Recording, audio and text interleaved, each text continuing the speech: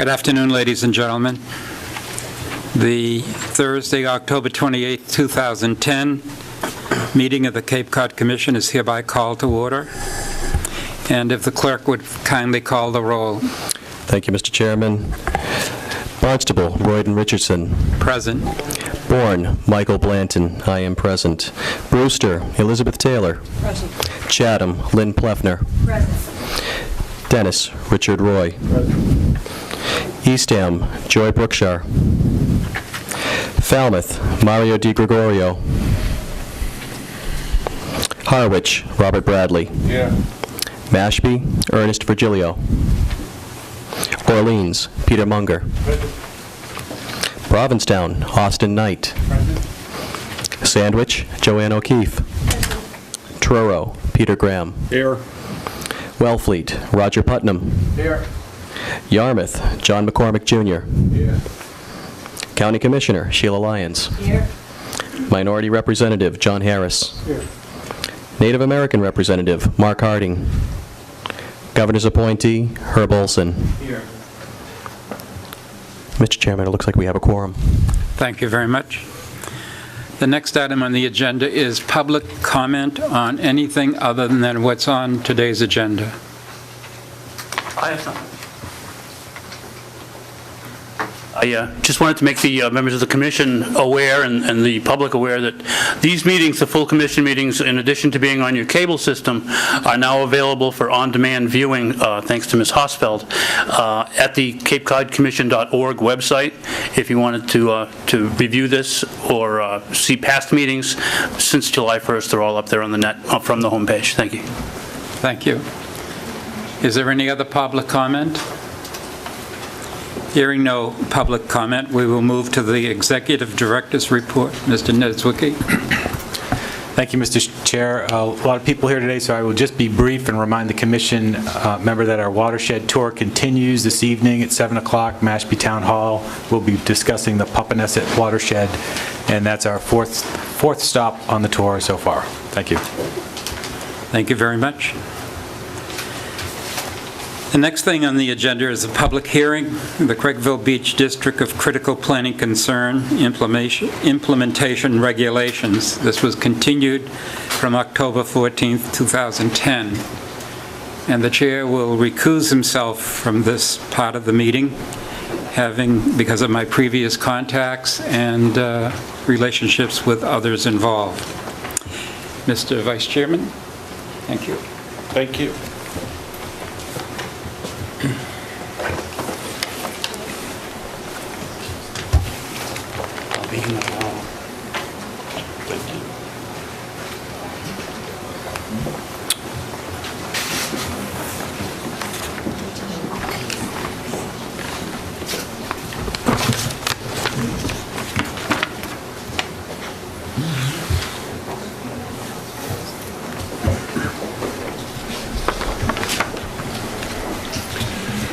As stated before, this is a public hearing, Craigville Beach District of Critical Planning Concern, implementing regulations, continued from October 14th, 2010. At this time, we will invite staff and for their presentations. We're here from the Executive Director, I think. Yeah, that's part of it. Thanks, Roger. Thank you, Robert.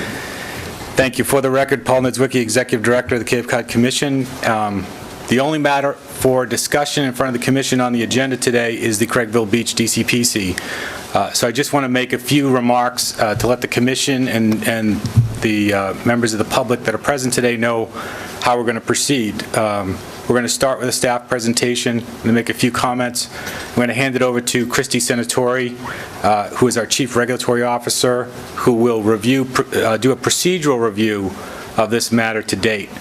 She will then hand it off to Martha Heavner, who will review with you the zoning aspects of the implementing regs that are involved here. Zoning issues and issues related to zoning are not always easy, so Martha will take us through a presentation on that. Finally, the Commission Chief of Staff, Patty Daly, will get up and give you a review of those implementing regulations that are not related to zoning, that are also part of what's before you today. And then I will close with some brief comments before we open it up to the public. So that's the timeline. That's how we're going to proceed. Opening statements, just really to call to everyone's attention that this District of Critical Planning Concern in the Craigville Beach area has been on the table for almost 2 years now, and it's sat through 2 year-long moratoriums. And it's important, given the freeze aspect of the moratorium, to resolve the matter. And I think that's what we're going to do today. It's had significant discussion on the local level. The town has been actively involved in trying to promote consensus on this. It's been in front of the town council twice so far. So there's been a lot of discussion, but a lot of the information today may be new to you, so we will make ourselves available for that. There are a number of interested parties that are out in the audience today, and many of whom will speak, many of whom own property in the district and are affected by these potential regulations. And I respect all of their comments. This has been a 2-year process on the town level, but it's been marked from my perspective with some incredible civility.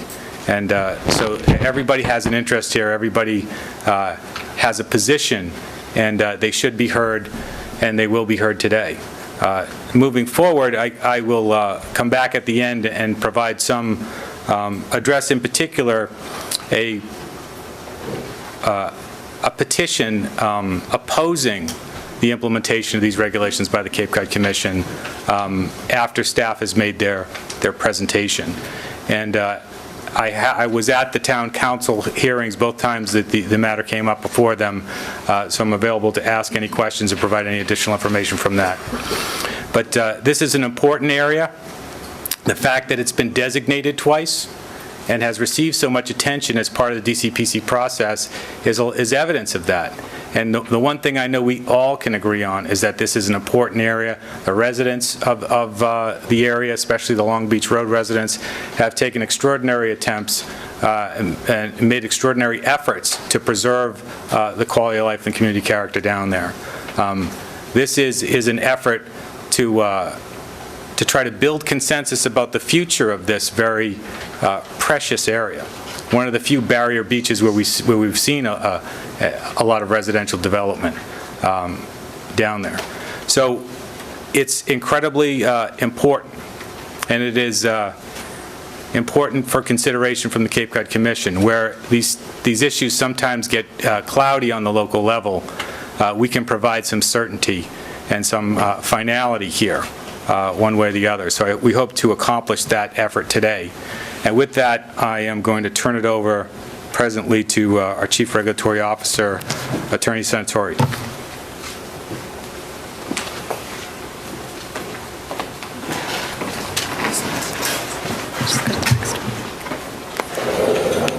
Thank you, and again, for the record, Christy Senatori, Chief Regulatory Officer with the Commission. I'd like to just go over briefly with you the procedural history for the Craigville Beach District of Critical Planning Concern. On February 21st of 2008, the Craigville Beach Centerville Village DCPC was accepted by the Cape Cod Commission. The nomination was accepted by the Cape Cod Commission. The Barnstable County Ordinance was recorded on June 13th of 2008, and this established the Craigville Beach Centerville Village District of Critical Planning Concern. On August 6th of 2009, the Commission approved implementing regulations from the town for the Centerville Village portion of this DCPC. The deadline for the implementing regulations for the town to propose implementing regulations for the DCPC was set to expire on September 11th of 2009. Implementing regulations for the Craigville Beach portion of the DCPC were not submitted to the Commission prior to September 11th, 2009, and this DCPC timeframe expired.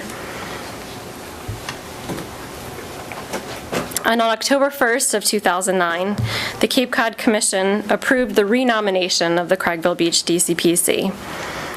November 6th of 2009, the ordinance was recorded, which established, again, the Craigville Beach DCPC. On August 5th of 2010, the Barnstable Town Council voted 8 in favor and 4 opposed on proposed implementing regulations for this district, and the vote failed to carry. The town has since notified the commission that it does not have any implementing regulations for the DCPC on any agenda. And on November 5th of this year, the town of Barnstable's 12-month deadline to adopt and incorporate implementing regulations for this DCPC is set to expire. I'd just like to review process moving forward and what the goal of today's meeting of the Cape Cod Commission is. Like I said, the town has not adopted any implementing regulations for the Craigville Beach DCPC. The deadline to adopt and incorporate implementing regulations is November 5th. Section 11F of the Cape Cod Commission Act enables the Commission to forward implementing regulations to the Assembly of Delegates for adoption. So today, the Cape Cod Commission needs to decide whether to forward any implementing regulations to the Assembly of Delegates, and if so, the form and content of these implementing regulations. The ordinance that established the District of Critical Planning Concern for Craigville Beach set forth guidelines for which the town's implementing regulations should conform, and I'll just review these for you briefly. The guidelines in general are to protect community character, moderate the scale of structures, and preserve viewsheds, to protect natural resources and historic landscapes and settings, to support locally owned small-scale economy in the village, and preserve character-defining uses in the beach area.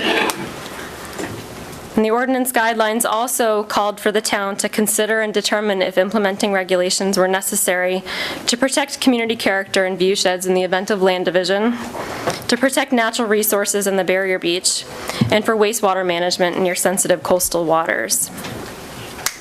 Martha Heavener, who's a planner with the Commission, will next discuss the background of the District of Critical Planning Concern and the content of the implementing regulations that are before the Commission today.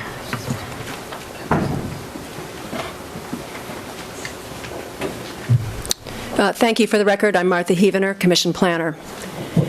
And I'm going to present for you a summary of the implementing regulations, the proposed implementing regulations. But I thought before I do that, it would be helpful to take a step back and give you some background for your reference on the DCPC. So to begin, what's before you is a map of the Craigville District of Critical Planning Concern. The district is located within the town of Barnstable. It is bordered by the south, to the south, by the Nantucket Sound, and is bisected by the Centerville River. While it is one district, it is divided up into 4 different neighborhood districts, beginning with Long Beach, that's the green on the left, the Long Beach Short Beach neighborhood. To the north of that, what's called the River North District, neighborhood district. The pink shows the Craigville Beach neighborhood district, and it looks like yellow, it's yellowish tan. To the north of that represents the Craigville Village neighborhood. Just for your reference and a different perspective, here's an aerial view looking northward from Nantucket Sound over Craigville Beach.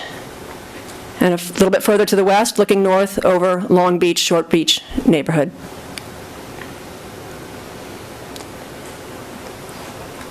In the town's nomination of Craigville, this particular area, as a DCPC, it summarized the priorities for the district. And these include environmental protection, establishing architectural guidelines, providing and revising building height limits, addressing what the town referred to in its nomination as mansionization in the area, and also addressing overdevelopment along the beach. The town also provided some visuals to go along with its description of the priorities. This captures building height and scale issues. Another of that same issue from another perspective. It's important to note that a large portion of the district is located within a flood zone. There are also a large portion of the district has high groundwater levels. And a priority of the district is to address these issues both from an environmental perspective or for environmental reasons and also for public safety and health reasons. And for that, one of the priorities of the DCPC is to provide new construction requirements with regard to these areas. Maintaining the open water views, the view corridors, particularly to Nantucket Sound, where this is a defining community character element. The town wanted to provide new regulations to help ensure that these view corridors remain open. From another perspective, looking landward from Nantucket Sound and also from the Centerville River into, from those bodies of water towards the land provides some stunning elements within the district, and there have been some instances of inappropriate vista pruning, and so another purpose of the DCPC is to provide some regulations and guidelines with regard to vista pruning in this area.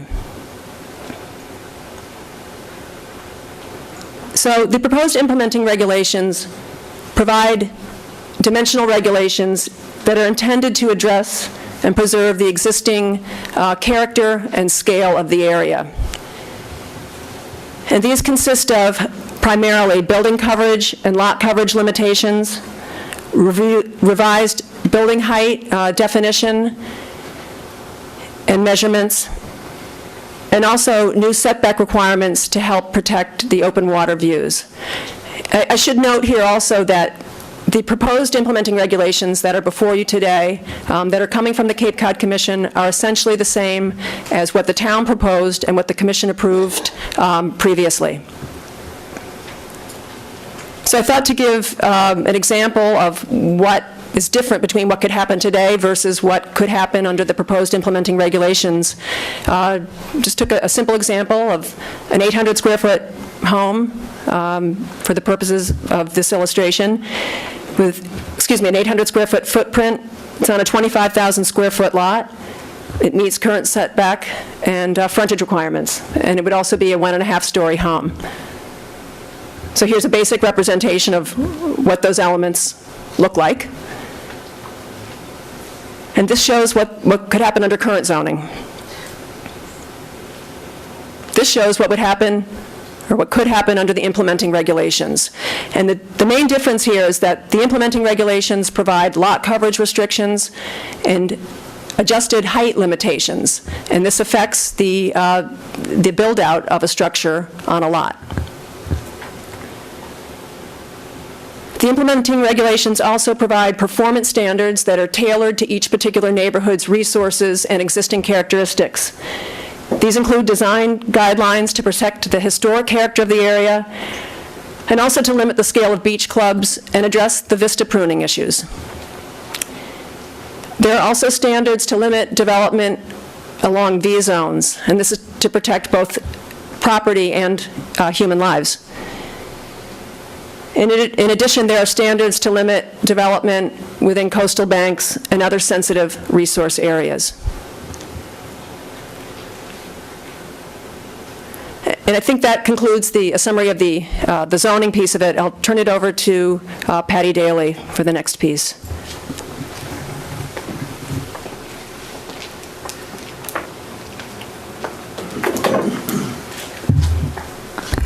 For the record, Patty Daly, Director of Technical Services, Cape Cod Commission. In addition to actually taking on the zoning that passed by a majority but not a supermajority vote of the Barnstable Town Council, we are recommending some environmental regulations as well that would be non-zoning regulations. And I'd like to just start by saying that I did attend a meeting of the Barnstable Board of Health on September 14th and walk through some of these proposed regulations with them, and I'll let you know their response as I walk through them one by one.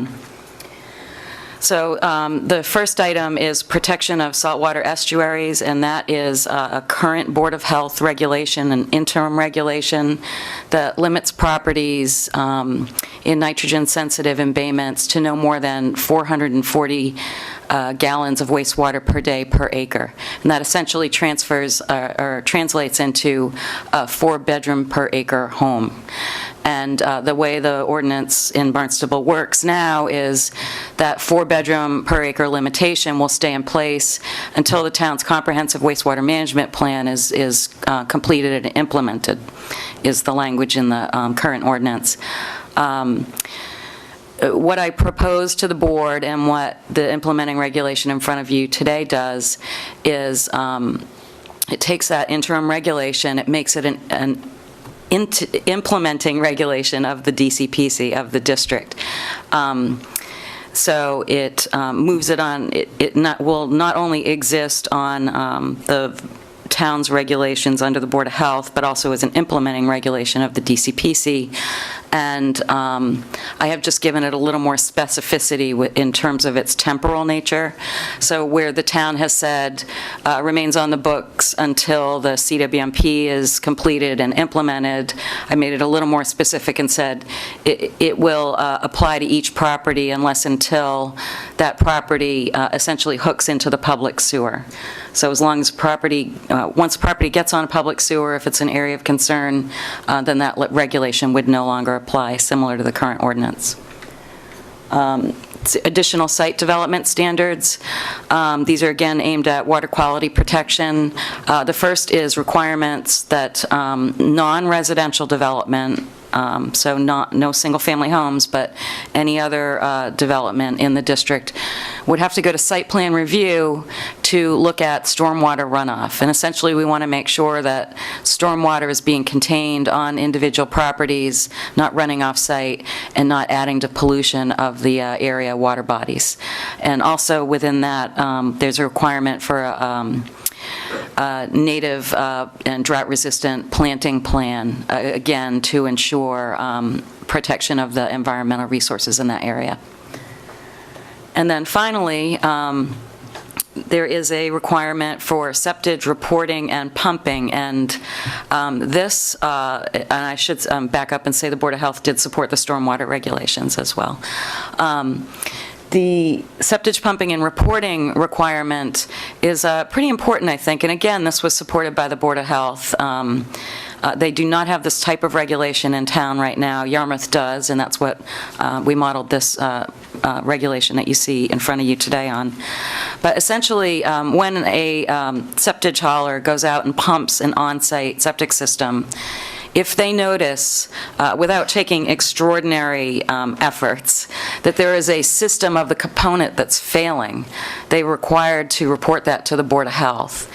And that information will help the Board of Health to keep on top of systems that might be beginning to fail or on the precipice of failure that will indeed contribute pollution to the water resources in the area. Coupled with that requirement for reporting, and this was a request directly from Dr. Miller and the Board of Health, is a requirement that the system be pumped regularly. Because the concern is once you require reporting, people who may know or fear that they have a problem with their system just won't get it pumped because of the reporting requirement. So there's now a pumping requirement that says every 4 years you need to get your on-site system pumped. You can get that waived by the health agent for good cause upon an inspection or a re-inspection. So those are kind of the four corners of the environmental regulations that are in your package. And then there's one more thing, which is a finding, and this is really born out of concern over the very fragile nature of the barrier beach system, all barrier beach systems, but the one in Craigville Beach, Long Beach area, Long Beach, Short Beach area. So we recommended that consistent with an executive order of the state, that infrastructure not be provided in barrier beaches. And the reasoning behind that is that the Commonwealth would prefer that public dollars not be spent on public infrastructure that is at risk of being destroyed by a storm or other natural event. So consistent with that, this is not a regulation that would get written onto the books of the town, essentially, as an implementing regulation, but more of a finding of the commission that providing infrastructure in a barrier beach area is a concern, that the town should demonstrate that there is a justifiable need for infrastructure in that area. And that area, I should mention, is currently identified for sewering under the town's wastewater facilities plan.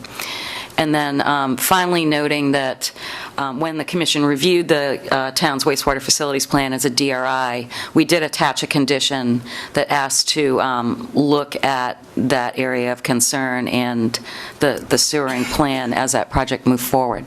So the finding that we've drafted in the staff report recognizes that the town will come back to the commission through that condition of the DRI. And also just noting our concern about development of infrastructure in a barrier beach, but not prohibiting it, simply ensuring that the town has demonstrated that it's definitely necessary for public health or safety. And I think that is it for the environmental regulations.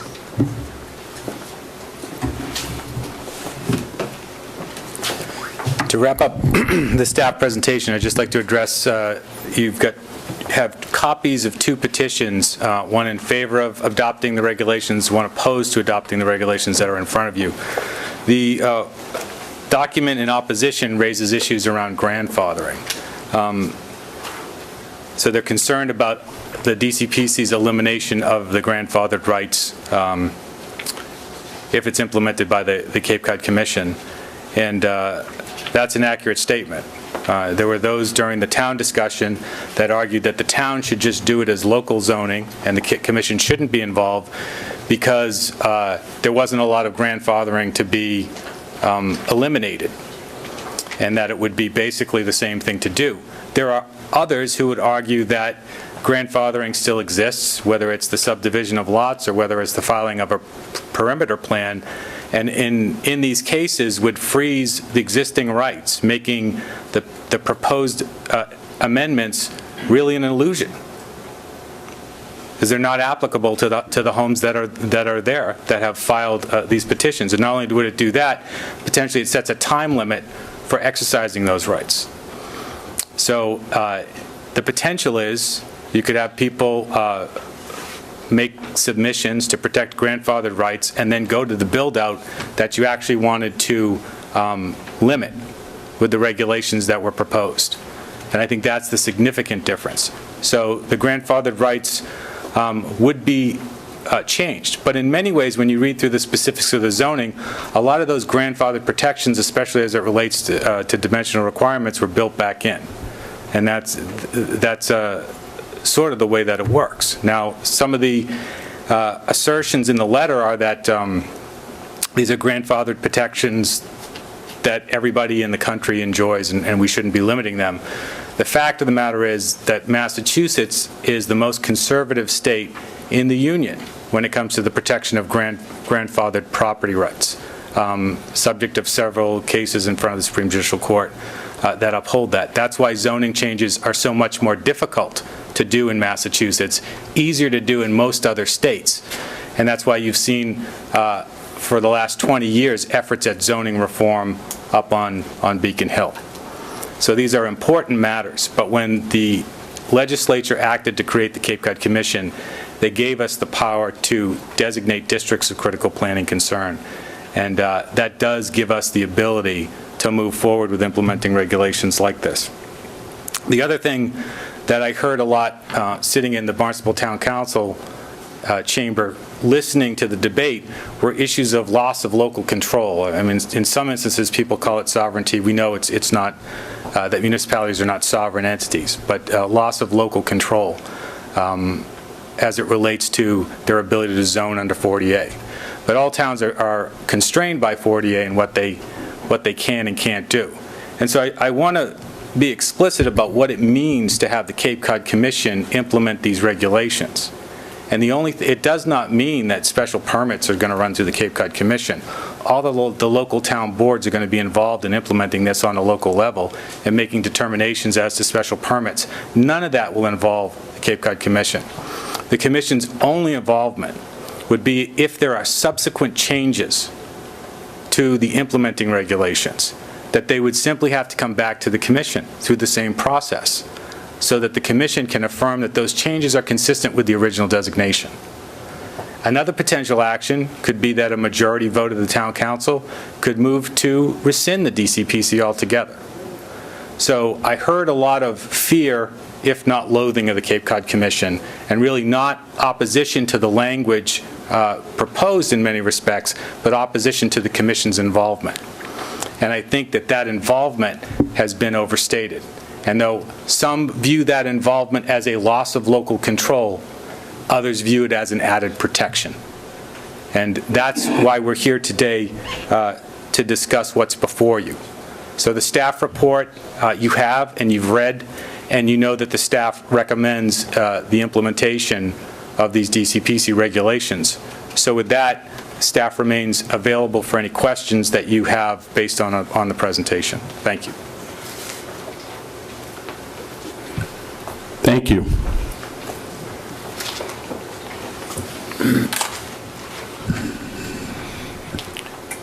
Any comments from federal officials?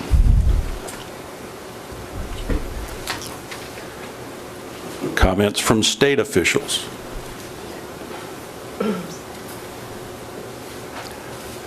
Comments from local officials?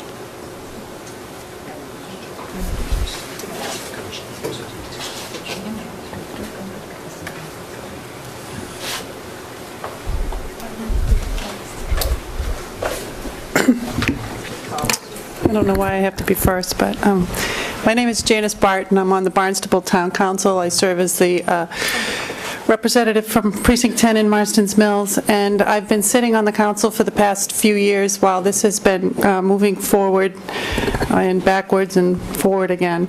And I'm just here today very simply to support my fellow councilors from Centerville, one of whom is not able to be here today, but who have been powerful and passionate advocates for this, for the majority of their constituents in the Long Beach and Craigville and Centerville area in their efforts to help protect their environment for future generations.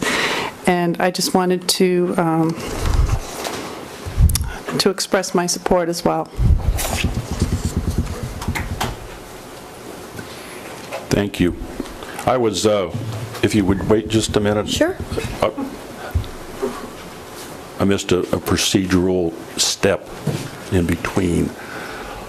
Are there any questions for staff from the commission members? I apologize to the group.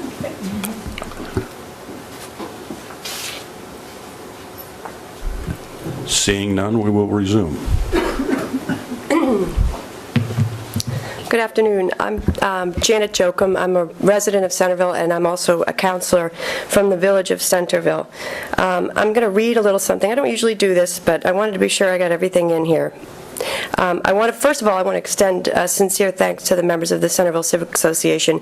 They've been working very hard on this effort to preserve and protect this area of Centerville.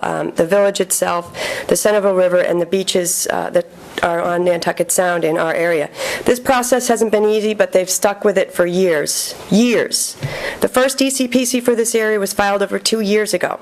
After postponements to negotiate changes in the implementing regs, when it was time to vote, 2 councilors used a charter objection, which allows a council to postpone a vote unilaterally. They took it a step further and used a double charter objection, something I believe most councilors didn't even know was possible, to ensure that there was no chance of any vote before the deadline, thereby running the moratorium out. Requesting that the second DCPC was supported by the majority of our councilors, with one of these 2 charter objecting councilors publicly making sure that he was on the record as a second. The small group of residents who object and their attorneys want the regulations to be implemented within our own town zoning, as Paul was just saying, not by you. Of course, if done by grandfathering, if done by you, the grandfathering is eliminated.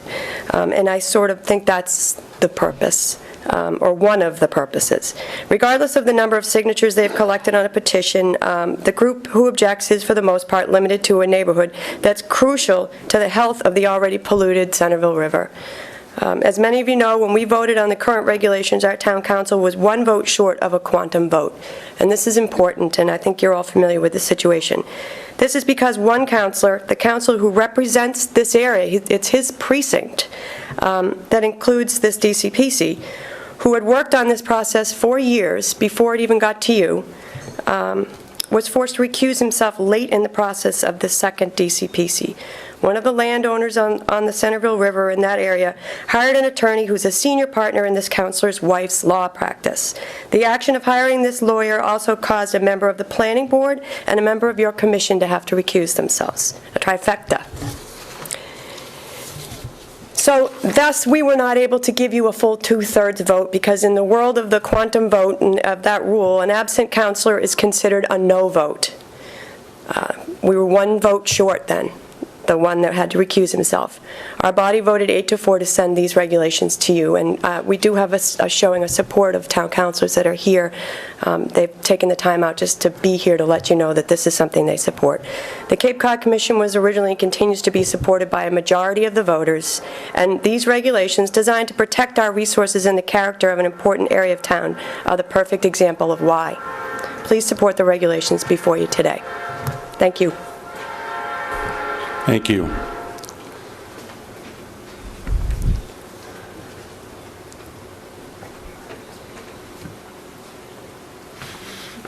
Good afternoon, Mr. Chairman, members. My name's Tom Rugo, and I'm a precinct councilor from Centerville, Precinct 2. I speak today in favor of this DCPC.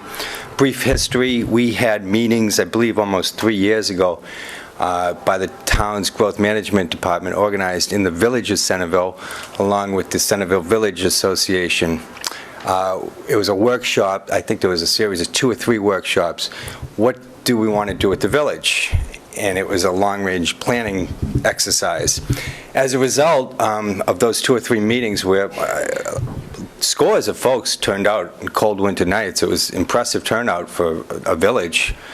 And we had our little things on the wall, and we got to prioritize what we wanted to see happen in the area.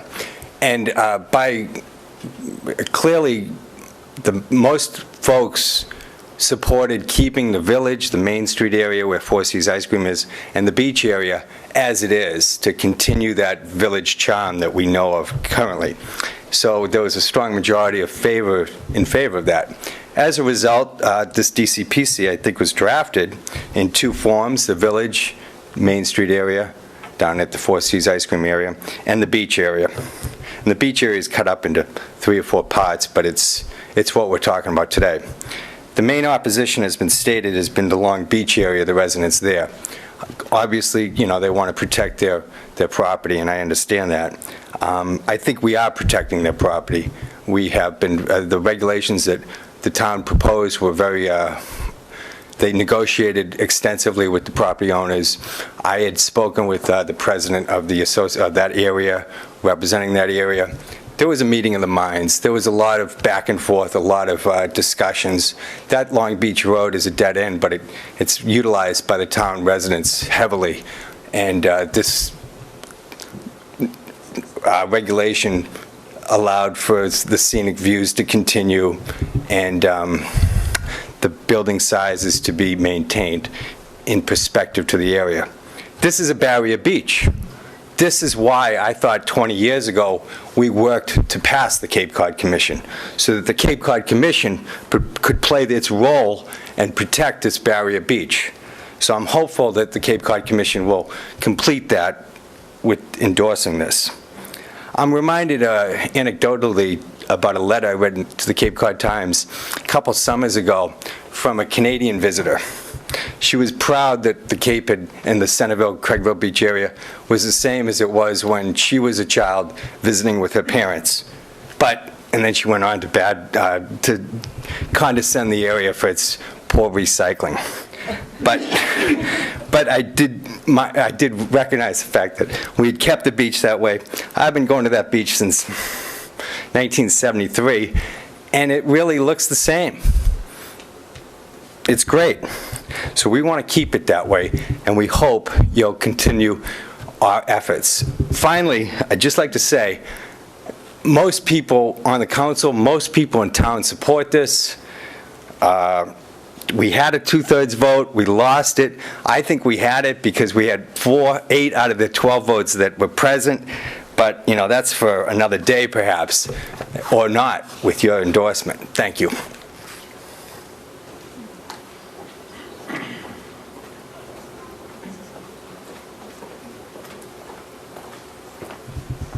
Good afternoon, ladies and gentlemen. My name's Rick Barry. I'm the Precinct 7 Town Councilor from Katuitt. Part of my feeling and how I approach my job as a town councilor, which the area I represent is not abutting any of this area, is to look towards my fellow town councilors, talk with them, and try and support what they're working for. And a lot's been said, and I won't repeat it. So I voted in favor of having this DCPC.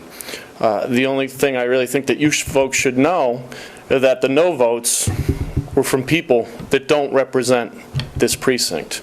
So the folks that you've heard from, with the exception of Fred Cherigotis, our president, he was counted as a no vote, as previously stated by Councilor Jokum, because he had to recuse himself. So for whatever you want to take that, and for whatever it's worth, the no votes on this project are people that don't even represent those precincts. And I should ask you to consider that. Thank you.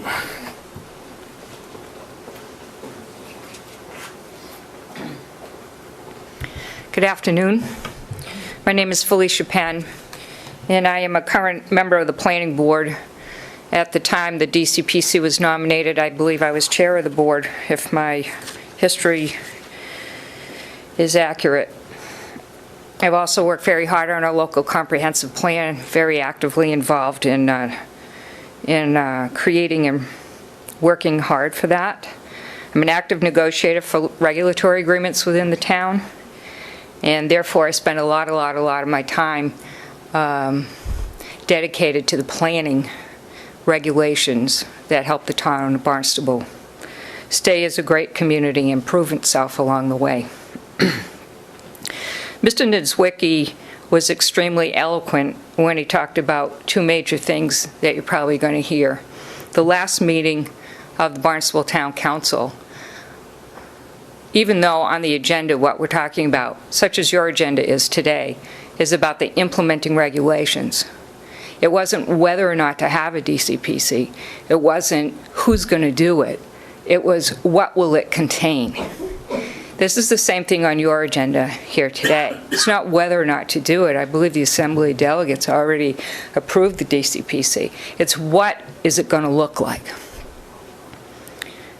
But people very often don't speak to the agenda. You probably are aware of that after your many years here. And I just want to state, it really is about the gorilla in the room, which is grandfathering.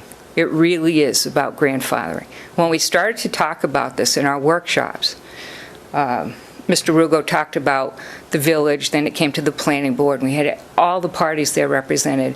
We maybe had one or two attorneys in the room at the time, mostly to listen, to represent their clients who might have been out of town, snowbirds, etc. And you noticed as the process went further down the line that the amount and the length of time of attorneys in the room increased. And it really was about one issue. It's the gorilla in the room. It's grandfathering. I have spent many years on the opposite side of the dais from attorneys who defend grandfathering and wave it in your face as a regulatory body. And I just want to say, I never really understood where it came from. I know it's been on the books of Massachusetts for a very long time. I know we're one of the most restrictive states in the country, as has already been stated. So I just did a little bit of research to educate myself, and I'm going to just share that with you because I was surprised as to what the basis, and I'm not an attorney. There are a lot of better learned people in the room here today who you will hear from, but I was shocked as to the history of grandfathering. Grandfathering goes back. It originated in the late 19th century legislation, constitutional amendments passed by a number of U.S. southern states, some of whom borrowed the words from Massachusetts, by the way, which created new restrictions on voting and exempted those whose ancestors, grandfathers, had the right to vote before the Civil War. Okay, it's about voting power, who owns the land, who doesn't get to say anything for the future and what it looks like. That's what it's about. A grandfather clause is an exception today that allows an old rule to continue to apply to some existing situations when a new rule will apply to all future situations.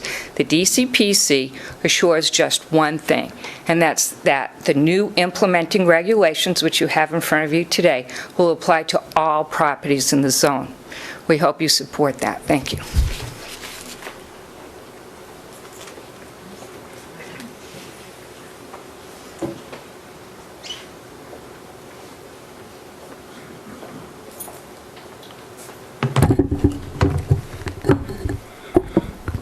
Good afternoon, Jim Crocker, Councilor from Precinct 5 and the Vice President of the Town Council.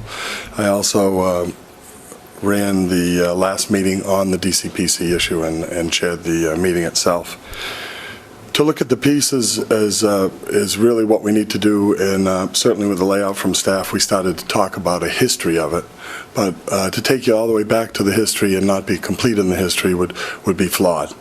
You have to understand that this type of DCPC that came to be came from a series of us really trying to take an active part in our village associations.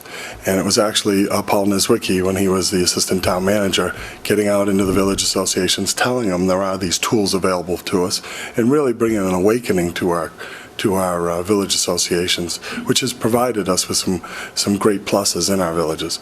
But we have fingerprints on this. We have to talk about fingerprints that are in place. When Paul was there, we also had Ruth Weil, who was our lawyer, was also at one time the head of growth management. Then it went on to Patty Davies, who was also the head of growth management, and now Joanne. So everybody who has a fingerprint in writing this are those four people, plus the village association, plus the people that came to the table. So we need to look at whose fingerprints are on this so that we understand the process, how it began, how it advanced itself to a point that we see today. When you talk about the parliamentary procedure items, we all have chambers, we all work within our chambers, we understand what the chamber's rules are.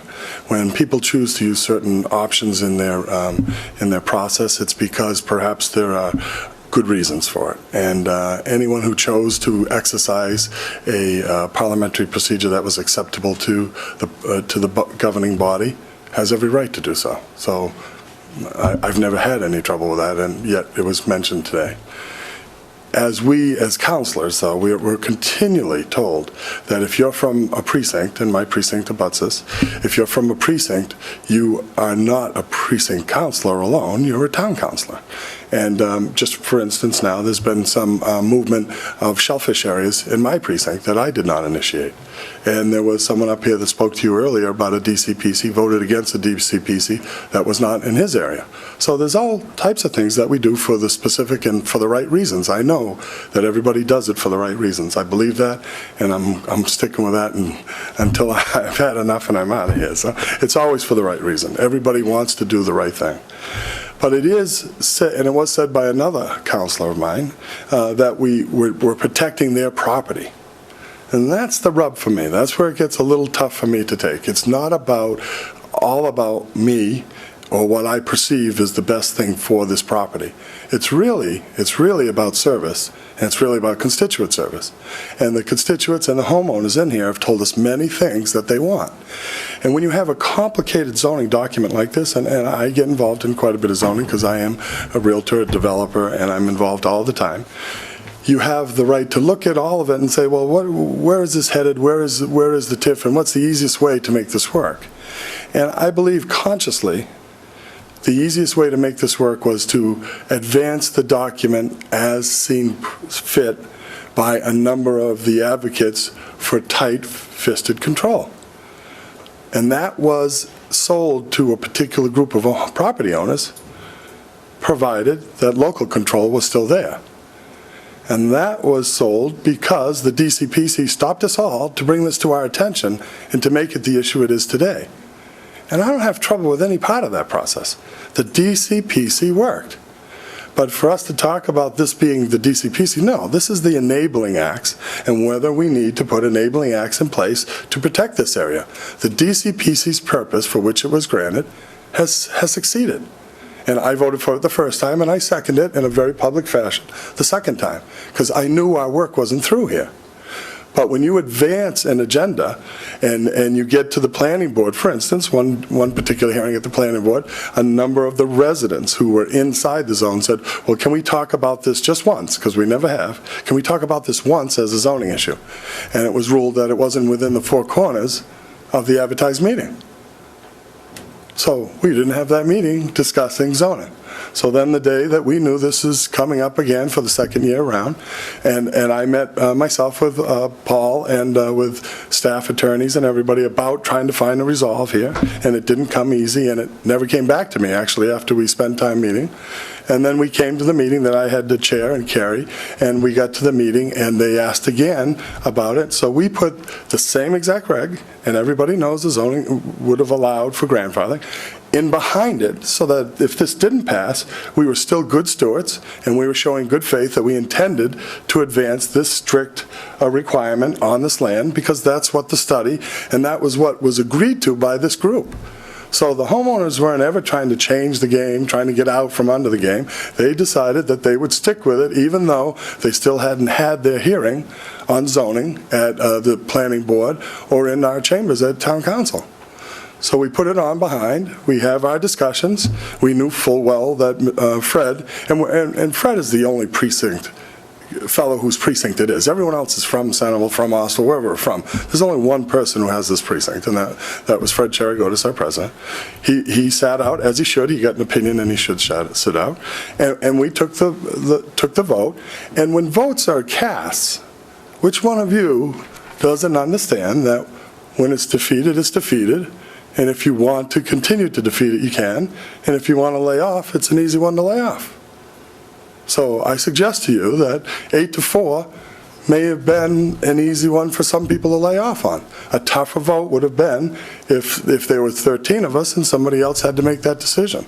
So all the circumstances that come to bear have little bearing on what your choices are today. I voted for my very first DCPC last year, or 2 years ago now, for the downtown area. And you'd ask, why would a guy who's never supported the DCPC vote for the DCPC and then vote for the enabling acts? Well, I voted for him because the process was so complete and so thorough that the homeowner and the property owner had their day. This isn't so, in my opinion, on this particular enabling act. This just isn't the same deal to me. This is completely different. So I voted for that one, and I voted for the first one ever, and everyone said, oh, Crocker will never vote for a DCPC or its enabling act, and they were wrong. I did. I voted for it.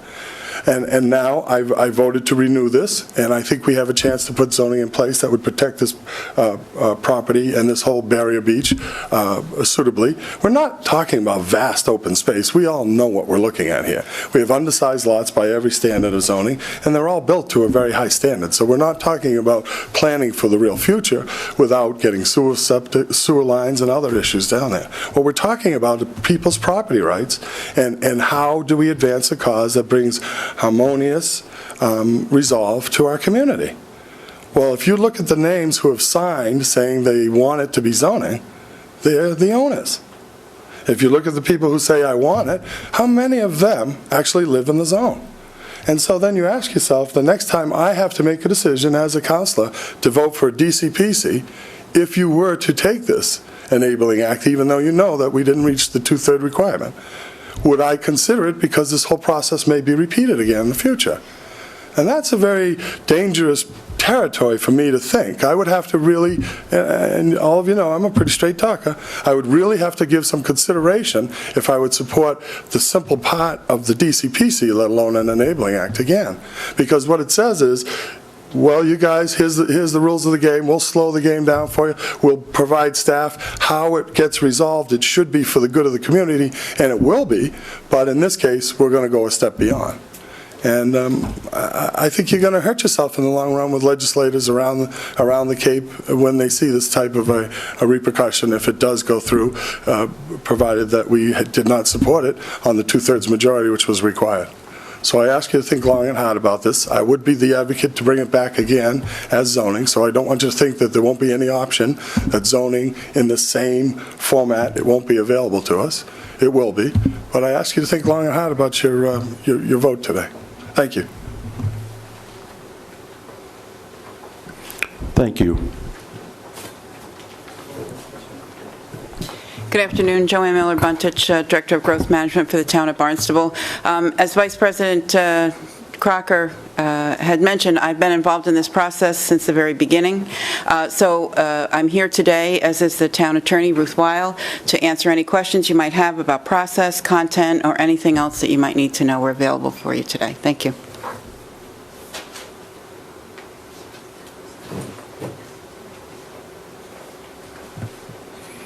Other town local officials.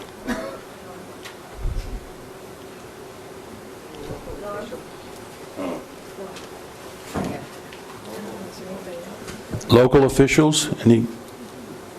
Seeing none? Oh, wait, we got one. Got one more?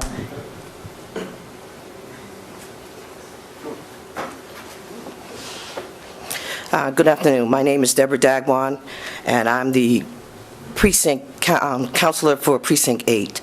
I'm the newest counselor on the Barnstable Town Council, and I don't want to repeat what some of my counselors have already said, but I have a respect for grandfathering, but I see this as an issue about beaches and our waterways. And our beaches and waterways are for everybody. They should not be limited to a specific group of people to decide how they should be regulated. And the commission, that seems to be part of your purpose, is to look out for all of us. And so I am in support of this, and I hope that you will stand up and support it as well. Thank you.